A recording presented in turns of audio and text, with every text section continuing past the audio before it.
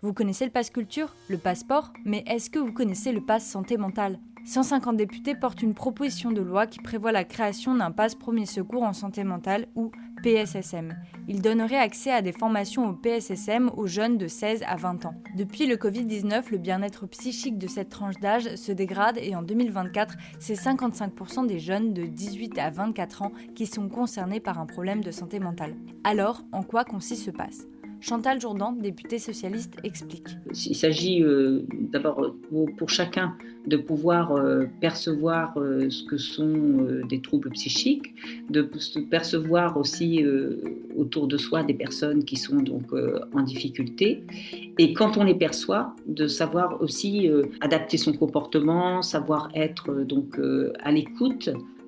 Et aussi avoir quelques éléments pour pouvoir orienter au mieux la personne vers le professionnel adapté ou vers la structure adaptée. Il faut bien le considérer comme une action citoyenne et ne pas le confondre évidemment avec une action de soins. Ces formations gratuites coûtent habituellement entre 200 et 250 €. Elles sont proposées par des associations agréées.